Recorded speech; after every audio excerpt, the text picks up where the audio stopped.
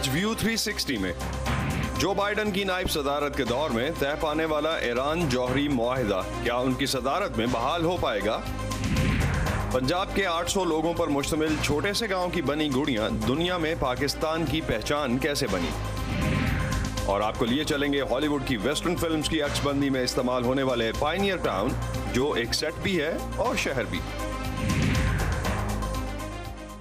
Voice of امریکہ کے Washington studios سے خوش آمدید۔ آپ دیکھ رہے ہیں پروگرام ویو 360 اور میں ہوں اسد اللہ خالد۔ امریکی سینٹ نے سابق صدر ڈونلڈ ٹرمپ پر 6 جنوری کو کانگریس کی عمارت پر حملے کے لیے اپنے حامیوں کو اکسانے کے الزام میں مواخذے کا ٹرائل جاری رکھنے کی منظوری دی ہے۔ سابق صدر کے خلاف سینٹ میں ٹرائل شروع کرنے کی آئینی حیثیت پر منگل کو بحث ہوئی۔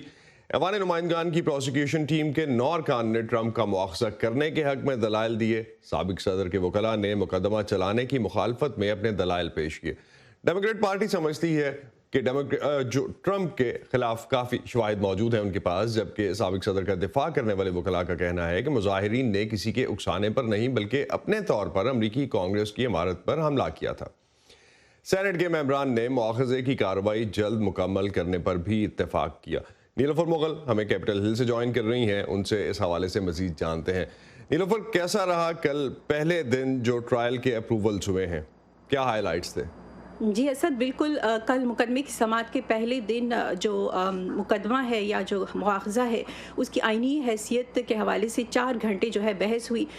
جو مواخذے کی ٹیم ہے ان کے یہ دلائل ہیں کہ صدر نے 6 جنوری کو جو ہے لوگوں کو اکسایا، انہوں نے یعنی یہ امریکہ کے مستقبل کے لیے اچھا نہیں ہے، یہ ہمارا مستقبل نہیں ہو سکتا۔ ان کی دلیل یہ تھی کہ صدر کو جو ہے استثناء نہیں ملنا چاہیے۔ دلائل کے بعد ووٹنگ ہوئی سینٹ میں، جس میں یہ نتیجہ سامنے آیا کہ جو مواخذے کی کارروائی ہے وہ آئینی ہے اور صدر کے خلاف جو الزامات ہیں وہ مسترد نہیں ہو سکتے۔ تو اگر یہ آئینی کارروائی ہے اور آگے چلے گی تو آج یا آنورڈز یہ پروسیس کب تک چلے گا؟ کتنے دن کا پروسیس ہے اور آج کیا ہونے والا ہے؟ جی اسد، آج جو سینٹ میں جو ایوان نمائندگان میں جو مواخذے کی ٹیم ہے یا جو امپیچمنٹ مینیجرز ہیں وہ اپنے اپنے دلائل جو ہے پیش کریں گے، اور توقع کی جاری ہے کہ جمعرات کے دن بھی وہ جاری رہیں گے، اور دونوں فریق جو ہیں وہ ٹرمپ کی جو وکلاء کی ٹیم ہے یا جو مواخذے کی ٹیم ہے ان کو 16 گھنٹے کا وقت دیا جائے گا کہ وہ اپنی دلیل دیں کہ صدر کو مجرم ٹھہرایا جائے یا نہیں۔ اور پھر توقع یہ کی جا رہی ہے کہ ٹرمپ کی جو وکلاء کی ٹیم ہے وہ جمعے اور ہفتے کے دن اپنے اپنے دلائل پیش کریں گے، اور اس کے بعد جو آنے والا ہفتہ ہے اس میں یہ توقع کی جا رہی ہے کہ صدر کو مجرم، جو سابق صدر ہیں ٹرمپ، ان کو مجرم ٹھہرائے جانے یا نہ ٹھہرائے جانے کے حوالے سے حتمی ووٹنگ جو ہے وہ ہو سکے گی۔ تو نیلوفر، وکلاء کی جانب سے آرگومنٹس کیا سامنے آ رہے ہیں اب تک، اور جس پہ کافی اس پہ بحث بھی ہو رہی ہے، خاص طور پہ صدر ٹرمپ کی جو لائرز کی ٹیم ہے اس کی جانب سے کیا رد عمل سامنے آ رہا ہے؟ اصل ٹرمپ کے سابق صدر ٹرمپ کی جو وکلاء کی ٹیم ہے وہ تو یہ کہتے آ رہے ہیں کہ مواخذے کی جو یہ کارروائی ہے وہ غیر آئینی ہے، بلکہ وہ یہ امید کرتے ہیں کہ صدر کے خلاف تمام الزامات جو ہیں وہ ثابت نہیں ہو سکیں گے، وہ بری ہو جائیں گے، اور ایک مرتبہ جب یہ سماعت مکمل ہو جائے تو وہ پھر سے عوام میں واپس آنے لگیں گے اور لوگوں کو جو ریپبلکنز کے خلاف جو انتقام کی کارروائی ہے اس کی جانب جو ہے لوگوں کی توجہ جو ہے مبذول کرائیں گے۔ ٹرمپ کی وکلاء کی ٹیم یہ بھی دلیل دیتے آ رہی ہے کہ چونکہ صدر جو ہے وہ سابق صدر جو ہے ان کا مواخذہ نہیں ہو سکتا کیونکہ انہوں نے اپنا عہدہ جو ہے وہ اس عہدے پر نہیں رہے، تو ان کا یہ کہنا ہے کہ صدر نے لوگوں کو 6 جنوری کو اکسایا نہیں تھا، بلکہ ان کا یہ کہنا تھا کہ جب تک انتخابات کے نتائج سامنے نہیں آتے وہ اپنی لڑائی جو ہے وہ جاری رکھیں گے۔ بہت شکریہ نیلوفر مغل ہمیں اس حوالے سے اپڈیٹ کرنے کا۔ صدر ٹرمپ کے خلاف، سابق صدر ٹرمپ کے خلاف جو مواخذہ شروع ہوا ہے اس کی کارروائی جس طرح سے جاری ہے، اس کے لیے ٹرائلز کی اپروول ہوئی ہے، اور آنورڈز اس میں ابھی بھی یہ پروسیس جس طرح سے نیلوفر مغل ہمیں بتا رہی تھیں کہ کچھ دن اور چلے گا، اور کافی اسٹرانگ آرگومنٹس جو ہیں وہ ہمیں دونوں سائڈ سے دیکھنے کو ملتے ہیں۔ امریکی صدر جو بائیڈن کا کہنا ہے کہ ایران پر عائد تجارتی پابندیوں کو اس وقت تک نہیں ہٹایا جائے گا جب تک ایران 2015 میں ہونے والے جوہری معاہدے کی شرائط کو پورا نہیں کرتا۔ ایران کے سپریم لیڈر آیت اللہ خامنہئی پہلے ہی کہہ چکے ہیں کہ تہران صرف اس شرط پر سن 2015 کے جوہری معاہدے کی تعمیل کرے گا اگر امریکہ اس پر عائد تجارتی پابندیوں کو ختم کرے۔ دوسری جانب امریکی محکمہ خارجہ کے حکام کی جانب سے یہ بازگشت بھی ہو رہی ہے کہ وہ براہ راست ایران کے ساتھ بات چیت کرنے کی بجائے اتحادیوں کے ساتھ اس مسئلے پر بات کر رہے ہیں۔ 2015 میں صدر اوباما کے دور میں امریکہ اور ایران کے درمیان ایرانی جوہری پروگرام کو محدود کرنے کے لیے ایک معاہدہ طے پایا تھا، جس کے بعد ایران پر عائد تجارتی پابندیوں میں نرمی کی گئی تھی، مگر سابق صدر ڈونلڈ ٹرمپ نے 2018 میں اس معاہدے کو یک طرفہ طور پر ختم کر کے ایران پر دوبارہ جوہری پابندیاں عائد کر دی تھیں۔ اس طرح ایران نے بھی معاہدے کی تعمیل روک کر یورینیم کی افزودگی شروع کر دی تھی۔ ایران کے ساتھ اس جوہری معاہدے میں یورپ کا کردار خاصا اہم رہا ہے۔ اب جبکہ امریکہ میں نئی حکومت بھی بن چکی ہے، آنے والے دنوں میں یورپ اس معاہدے کی بحالی کے لیے ایران اور امریکہ کے درمیان کیا کردار ادا کر سکتا ہے اور اس معاہدے کا مستقبل کیا ہوگا، جانتے ہیں اس رپورٹ سے۔ اب تک تو ایران اس بات پر اصرار کرتا آیا ہے کہ سابق صدر ٹرمپ کے دور میں اس پر لگائی گئی پابندیاں ختم کی جائیں، جس کے بعد ہی وہ یورینیم کی افزودگی روک کر 2015 کے جوہری معاہدے کی پاسداری کی جانب لوٹے گا۔ تاہم گزشتہ ہفتے ایرانی وزیر خارجہ نے امریکی نشریاتی ادارے CNN کو دیے گئے انٹرویو میں کہا کہ ایران یورپی یونین کے اعلیٰ نمائندے جوزف بوریل کی ثالثی میں دونوں فریقین کی جانب سے اقدامات پر اتفاق کر سکتا ہے۔ امریکہ نے اس تجویز پر تو رد عمل کا اظہار نہیں کیا، تاہم اس سے پہلے امریکی وزیر خارجہ اینٹونی بلنکن کہہ چکے ہیں کہ امریکہ joint comprehensive plan of action میں دوبارہ شامل ہو سکتا ہے۔ اگر ایران JCPOA کے تحت اپنی ذمہ داریوں کی مکمل پاسداری کے ساتھ واپس آ جاتا ہے تو امریکہ بھی ایسا ہی کرے گا۔ امریکی صدر جو بائیڈن کے آنے کے بعد ایران کے بارے میں بیان بازی میں تو کمی آئی ہے، تاہم تناؤ اب بھی برقرار ہے۔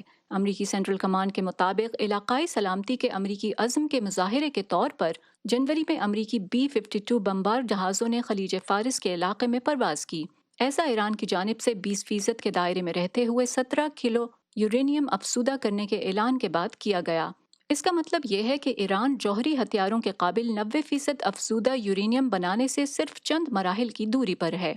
امریکہ کو یقین ہے کہ ایران جوہری بم بنانے کے لیے ضروری مواد تیار کرنے سے محض 3 یا 4 ماہ ہی دور ہے۔ 2018 میں سابق صدر ٹرمپ نے ایرانی میزائل پروگرام اور دہشت گردی کی مبینہ حمایت کا الزام لگا کر ایران جوہری معاہدے سے علیحدگی اختیار کر لی تھی، تاہم امریکہ کے یورپی اتحادی اسے اس معاہدے میں دوبارہ شامل ہونے پر زور دے رہے ہیں۔ معاہدے میں شامل چین اور روس بھی ڈیل کے حامی ہیں۔ In Europe, there's an enormous hope that the JCPOA can be resurrected. Europe کو JCPOA کی بحالی کی بہت امید ہے، اول تو کثیر الجہتی کے لیے عالمی عزم کی پاسداری کے لیے، اور دوسرا یہ کہ اب اس ڈیل کو بحال کرنے کے لیے بہت اچھا موقع موجود ہے۔ تاہم ناقدین کے مطابق اس معاہدے میں واپسی بائیڈن انتظامیہ کی بھول ہوگی۔ The Middle East of 2021 is not at all the Middle East of 2020. آج کا مشرق وسطیٰ 2015 کے مشرق وسطیٰ جیسا ہرگز نہیں جب یہ ڈیل طے ہوئی تھی یا جب 2018 میں امریکہ اس معاہدے سے الگ ہوا۔ سب سے اہم بات یہ کہ ایران نے اس کی شدید خلاف ورزی کی۔ ایران وقت کو ہتھیار بنا کر اپنے نیوکلیائی پروگرام کی صلاحیت بڑھانا چاہتا ہے، لیکن ساتھ ہی بائیڈن انتظامیہ پر اس معاہدے میں جلد از جلد واپسی یا خود پر لگی پابندیوں میں نرمی کے لیے دباؤ بھی ڈال رہا ہے۔ سابق صدر ٹرمپ نے ایران پر زیادہ سے زیادہ دباؤ ڈالنے کی حکمت عملی کے تحت نئی پابندیاں عائد کی تھیں، لیکن ایرکا کے مطابق ان کا کوئی فائدہ نہیں۔ Those kinds of measures that ایسے اقدامات جو پوری قوم کو متاثر کریں ان کا الٹا نقصان ہی ہوتا ہے، اور امریکہ جیسی حکومتوں کو اپنے پالیسی مقاصد تک پہنچنے میں مدد نہیں دیتے۔ reach its stated policy objectives. تاہم کچھ ان پابندیوں کو مؤثر سمجھتے ہیں۔ زیادہ سے زیادہ دباؤ کو مؤثر بنانے کے لیے مناسب وقت نہیں ملا۔ جون میں آنے والے ایرانی صدارتی انتخابات نے ایران اور امریکہ کی سیاسی جمع تفریق کو مزید پیچیدہ بنا دیا ہے۔ موجودہ صدر حسن روحانی پر انتہا پسند حلقوں کی جانب سے جوہری معاہدے سے مکمل دستبردار ہو جانے کا دباؤ ہے۔ اس لیے حسن روحانی کی طرف سے اس معاملے پر تیزی سے عمل کے لیے کسی حد تک عجلت جاری ہے۔ تہران اور واشنگٹن کے درمیان یورپ کی ثالثی کی ایرانی تجویز پر یورپ نے تاحال کوئی رد عمل نہیں دیا۔ ہنری رچویل کے ساتھ فائزہ بخاری، وائس آف امریکہ۔ پاکستان اور خطے بھر کے علاوہ دنیا کی اہم خبروں اور معلومات کے لیے آپ آ سکتے ہیں ہماری ویب سائٹ urduvoa.com پر۔ یہ سارا کانٹینٹ آپ کو ملے گا ہمارے سوشل میڈیا پلیٹ فارمز پر بھی، facebook.com/VOA Urdu، ٹویٹر پر ہمارا ہینڈل ہے @urduvoa۔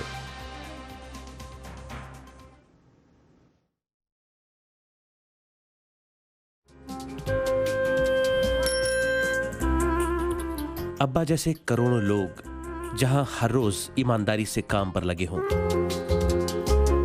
चाहे वो दफ्तर में हो या खेतों में, सड़कें हों, बॉर्डर्स, खेल का मैदान या कोई इंटरनेशनल स्टेज। जब पाकिस्तान का नाम रोशन करने वालों की कहानियां कहने के लिए हमारे पास वक्त कम पड़ जाए, जब पूरा मुल्क ही खुद को आगे ले जाने में लगा हो, तो फिर दुनिया भर में उसका परसेप्शन मुट्ठी भर लोग क्यों बनाते हैं? We are almost there, but not there yet. लगता है थोड़ी मेहनत और करनी होगी हमें भी। व्यू 360 सिर्फ आज न्यूज़ पर। पाकिस्तान के आबादी के लिहाज से सबसे बड़े सूबे पंजाब में गुड़ियों का एक गांव आबाद है। इन गुड़ियों ने इस पूरे गांव की किस्मत बदल दी। गांव में ज़र मुबादला आना शुरू हुआ और मुकामी ख़वातीन की ज़िंदगियाँ बेहतर होने लगीं। लेकिन पाकिस्तान को बैनुल-अक़वामी एज़ाज़ात दिलाने वाला ठट्ठा गुलाम का धीरू का अब मुश्किल में है। एक जर्मन खातून का शुरू किया हुआ ये प्रोजेक्ट अब क्यों मुश्किलात से दोचार है और इसके लिए अपना मुकाम बरकरार रखना क्यों मुश्किल हो रहा है, जानते हैं समन खान की रिपोर्ट में। खानुम कपड़े सीती हैं, अपने लिए नहीं बल्कि गुड़ियों के लिए। वो पढ़ी लिखी नहीं, लेकिन अपने हाथ की बनाई गुड़िया बेचने के सिलसिले में पूरा पाकिस्तान घूम चुकी हैं और दुबई भी जा चुकी हैं। काम सन टीचर सिखाया सेंता सिलर ते बड़े अच्छे तरीके नाल सिखाया ते बेटियां तरह जोड़ी विच बिठा के ते उन्हां सानू एक एक त्रोपा भरना सिखाया, ब्याह इंज करना ने इंज करना ने। साडे हाथ दी बनी हुई एक छोटी जी गुड्डी असी पहले खेडदे आए तो हुण इन्नी मशहूर हो गई है भी असी आपदे आप ते फखर महसूस करने हैं भी साडा काम बहुत लाइक कीता लोगां। जिला उकाड़ा के देही इलाके ठट्ठा गुलाम का धिरोका की ख्वातीन के हुनर को निखार देने वाली जर्मन खातून सेंता सिलर को इस गांव का रास्ता दिखाया यहीं के रिहायशी अमजद अली ने।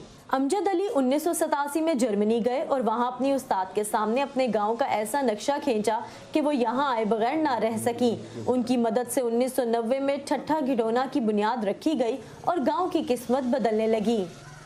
एक मकसद ये था यहाँ की ख़वातीन हैं, लड़कियाँ हैं, उनको इजाफ़ी आमदनी मिले। ये भी कोशिश थी कि उसके साथ साथ उनको सेहत और सफाई और माहौलियात के हवाले से भी उनमें शऊर उजागर किया जाए। तो यहाँ पर हमने एक क्लीन वाटर फैसिलिटी जो है वो लोगों को दी है। गांव में एक डिस्पेंसरी कायम की थी जो कि अब एक अलग बिल्डिंग में है। टोटल ही कच्ची आबादी आई, सेंता दे आउण नाल सड़क बनी, लाइट आई, बाकी सारे लोग पक्के घर बना ले, स्कूल भी बने, 2 स्कूल बने। ख्वातीन को शहरों में जाकर मार्केटिंग के तरीके भी सिखाए गए ताकि नाख्वानदगी के बाइस वो पीछे ना रह जाएं।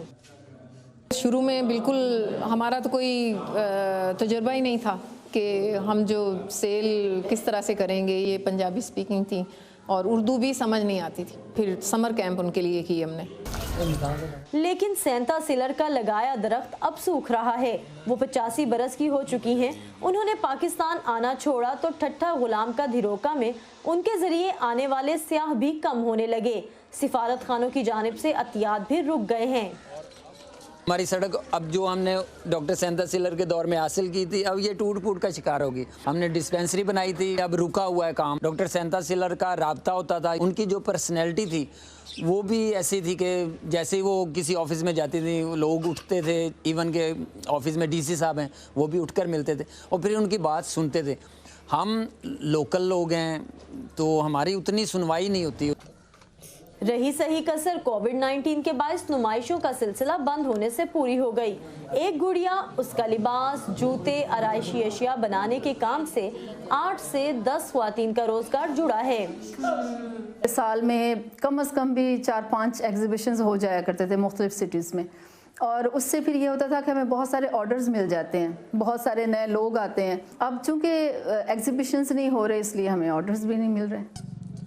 पाकिस्तान में सबसे पहले 1997 में शमसी तवानाई के जरिए बिजली भी इसी गांव में आई थी और देही जिंदगी को खेती बाड़ी के तस्वुर से आज़ाद करके हुनरमंदी का रास्ता दिखाकर ये पंजाब के मॉडल विलेज का दर्जा रखता था। غیر ملکی تو راہ دکھا کر اور راستہ ہموار کر کے چلے گئے. اب ٹھٹھا غلام کا دھروکا کو اپنا وجود برقرار رکھنے کے لیے اپنوں کا ساتھ چاہیے، جس کے لیے کچھ خاص کرنے کی ضرورت نہیں، بس اپنے ملک کے دستکاروں اور دستکاریوں کو اہمیت دینا ہوگی تاکہ بین الاقوامی سطح پر جانے والی گڑیاں پاکستان کو خیر باد نہ کہہ دیں. سمن خان، وائس آف امریکہ، ٹھٹھا غلام کا دھروکا. پاکستان کے شمالی علاقہ جات ان دنوں شدید سردی کی لپیٹ میں ہیں. اس شدید سردی کے موسم میں کشمیری اپنے آپ کو کیسے گرم رکھ پاتے ہیں؟ بھارت کے زیر انتظام کشمیر میں ان دنوں چلے کلان یعنی سخت سردی کا موسم ہے. یہاں مقامی باشندے شدید سرد موسم سے بچنے کے لیے کانگڑی کا استعمال کرتے ہیں. یہ کانگڑی ایک چھوٹے ہیٹر کا کام دیتی ہے جسے کشمیری اپنے چگے کے ساتھ لے کر چلتے ہیں. کانگڑی ہوتی کیا ہے، بنتی کیسے ہے، دیکھتے ہیں زبیر ڈار کی رپورٹ میں.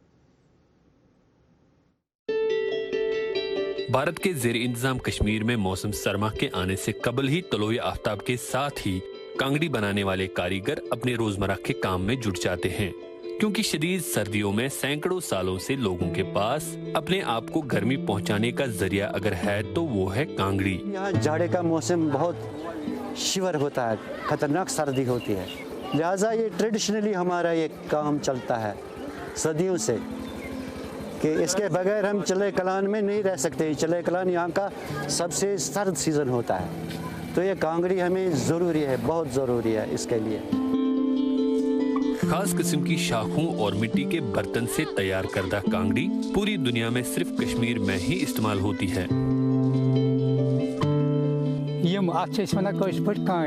یہ کانی ہے، اس کی ٹہنیاں زمین میں اگتی ہیں. اسے کاٹ کر گرم پانی میں ابالا جاتا ہے. اس کام میں تقریباً 13 گھنٹے لگتے ہیں. دوسرے مرحلے میں شاخوں کو چھیل کر ہموار کرنا ہوتا ہے، پھر ان شاخوں کو سکھایا جاتا ہے، جس کے بعد اسے کانگڑی بنانے والے کاریگروں کو فروخت کیا جاتا ہے.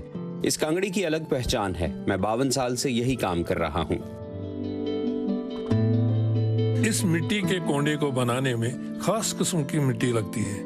اس کونڈے کو چاک پر تیار کر کے بھٹی میں پکایا جاتا ہے. دن بھر پکنے کے بعد یہ کونڈا سخت ہو کر تیار ہو جاتا ہے. بھٹی میں یہ برتن کافی دیر تک پکنا چاہیے، تب جا کر یہ صحیح بنتا ہے.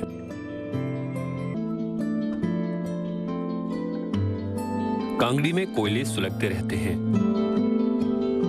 اور کشمیری لوگ اپنے ڈھیلے ڈالے چوگے، جسے مقامی طور پر فرن کہتے ہیں، کے اندر رکھی جاتی ہے. 8.5 مائنس ہے. اگر یہ کانگڑی نہیں ہوتی تو ہم زندہ نہیں رہ سکتے. موجودہ دور میں جدید آلات کے ہوتے ہوئے بھی کانگڑی کی اہمیت قائم و دائم ہے. سردیوں کی شروعات کے ساتھ ہی کانگڑیوں کی فروخت بڑھ جاتی ہے اور بازار میں کشمیر کے مختلف علاقوں کی بنی رنگ برنگی کانگڑیوں کی بہار آ جاتی ہے. یہ تاپنے کے لیے نہیں ہے، یہ ڈیکوریشن کے لیے. یہ کانگڑی آج اپنی زندگی میں پہلی بار دیکھ رہا ہوں. بشیر احمد یہاں کے ایک کاریگر کو اس کو بہت عرصہ لگا بنانے کے لیے، اور اس کانگڑی کی قیمت 15 سے 20 ہزار روپے تک ہوتی ہے. لیکن چراری شریف کی بنی کانگڑی بناوٹ اور قیمت کے لحاظ سے اول درجے کی مانی جاتی ہے. چراری شریف والی جو کانگڑی ہے نا، اس کا کہیں اور مثال، اس کی کوئی اور جوڑ نہیں ہے، مبدل نہیں ہے. یہ کانگڑی ایک طویل مرحلے سے گزر کر بازار تک آتی ہے، جس میں کاریگروں کی محنت اور مہارت کا خاص مقام ہے.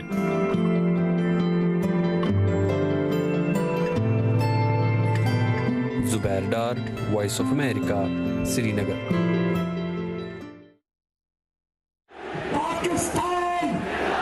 کہتے ہیں کہ خبریں تو بھائی لوکل ہوتی ہیں،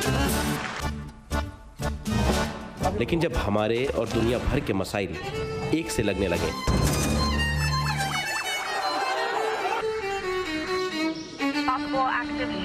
تو آنکھیں کھولی رکھنی چاہیے. کیا پتا کون سی خبر آپ کے کام آ جائے. Great ideas. 25-year-old, 22-year-olds who are building billion-dollar companies. Our dream is to bring new technologies. View 360 صرف آج نیوز پر. ہالی ووڈ کے فلم سیٹس عام طور پر عارضی طور پہ لگائے جاتے ہیں. یہ کاغذی اجزاء اور گتے سے بنے ہوتے ہیں، لیکن یہ سیٹ جنہیں فلم کی عکس بندی کے بعد توڑ دیا جاتا ہے، اب اگر ہم چلتے ہیں امریکی ریاست کیلیفورنیا کے شہر پائنیئر ٹاؤن، تو وہاں ایک اولڈ ویسٹرن مووی سیٹ ہے جسے لکڑی سے بنایا گیا ہے اور جہاں لوگ سالہ سال سے رہ بھی رہے ہیں۔ عمران جدون ہمیں اسی سیٹ پہ لے کے جا رہے ہیں اور ہمیں بتا رہے ہیں کہ ہالی ووڈ کے حقیقی سیٹ پر زندگی گزارنا کیسا ہے۔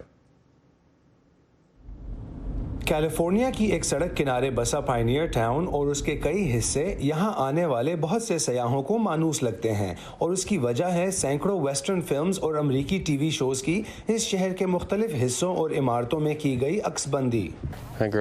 میں دوستوں کے ساتھ ویسٹرن فلمیں دیکھتے ہوئے بڑا ہوا ہوں اور ایسی جگہ پر آنا مجھے اچھا لگ رہا ہے۔